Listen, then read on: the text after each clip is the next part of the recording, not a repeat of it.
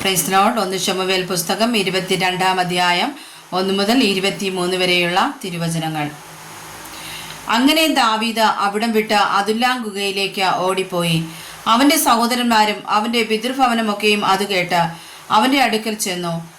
ഞെരുക്കമുള്ളവർ, കടമുള്ളവർ, സന്തുഷ്ടിയില്ലാത്തവർ എന്നീ വകക്കാരൊക്കെയും അവന്റെ അടുക്കൽ വന്നുകൂടി.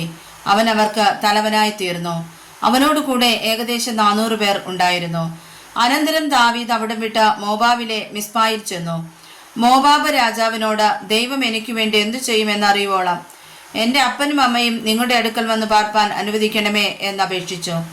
അവൻ അവരെ മോവാബ് രാജാവിന്റെ സന്നിധിയിൽ കൊണ്ടുചെന്നു. ദാവീദ് ദുർഗത്തിൽ താമസിച്ച കാലമൊക്കെയും അവർ അവിടെ പാർത്തു.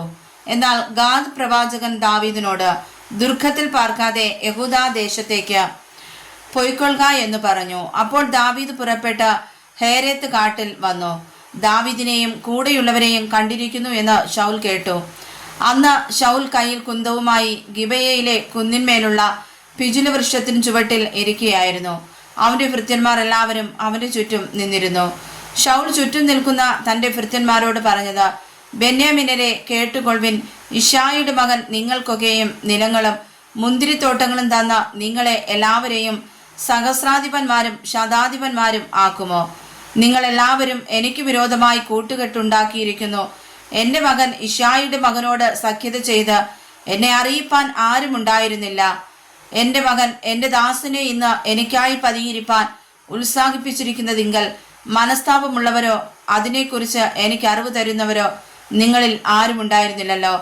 അപ്പോൾ ശൗലിന്റെ ഭൃത്യന്മാരുടെ കൂട്ടത്തിൽ നിന്നിരുന്ന ഏദോമ്യനായ ദോവേഗ് നോബിൽ അഹീതൂബിന്റെ മകനായ അഹീമേലക്കിന്റെ അടുക്കൽ ഇശ്ശായിയുടെ മകൻ വന്നത് ഞാൻ കണ്ടു. അവന് വേണ്ടി യഹോവയുടെ അരുളപ്പാട് ചോദിച്ചു. അവന് ഭക്ഷണ സാധനവും ഫെലിസ്തീനായ ഗോലിയാത്തിന്റെ വാളും കൊടുത്തു എന്നുത്തരം പറഞ്ഞു. ഉടനെ രാജാവ് അഹീതൂബിന്റെ മകനായ അഹീമേലക് പുരോഹിതനെയും അവന്റെ പിതൃഭവനക്കാരായ നോബിലെ സകല പുരോഹിതന്മാരെയും വിളിപ്പിച്ചു.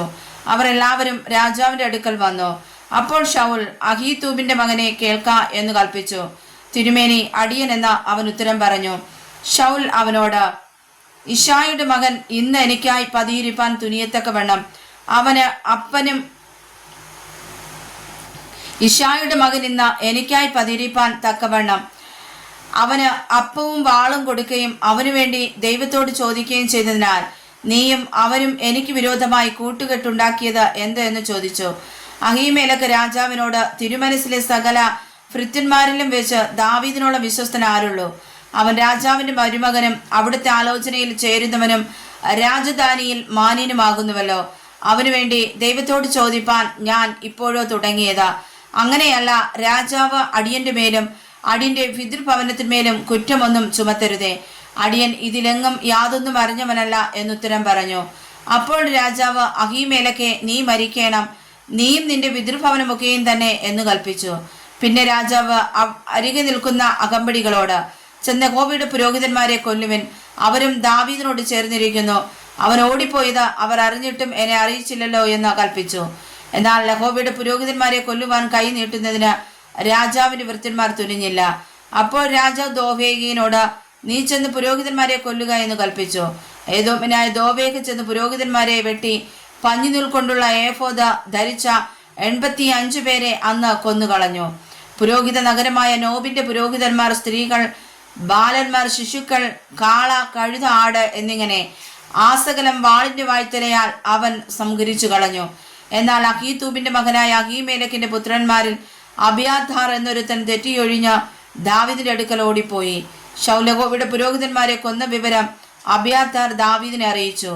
ദാവീദ് അബിയാഥാറിനോട്, ഏദോമിനായ ദോവേഗ് അവിടെ ഉണ്ടായിരുന്നത് കൊണ്ട് അവൻ ശൗലിനോട് അറിയിക്കുമെന്ന് ഞാൻ അന്ന് തന്നെ നിശ്ചയിച്ചു. നിന്റെ പിതൃഭവനത്തൊക്കെ ഞാൻ മരണത്തിന് കാരണമായല്ലോ. എൻ്റെ അടുക്കൽ പാർക്ക, ഭയപ്പെടേണ്ട. എനിക്ക് ജീവഹാനി വരുത്തുവാൻ നോക്കുന്നവർ നിനക്കും ജീവഹാനി വരുത്തുവാൻ നോക്കുന്നു. എങ്കിലും എൻ്റെ അടുക്കൽ നിനക്ക് നിർഭയവാസം ഉണ്ടാകും എന്ന് പറഞ്ഞു. വായിച്ചതായ തിരുവചനങ്ങളാൽ പരിശുദ്ധ കർത്താവ് നമ്മേവരെയും സമർത്ഥമായി അനുഗ്രഹിക്കുമാറാകട്ടെ. ആമേൻ.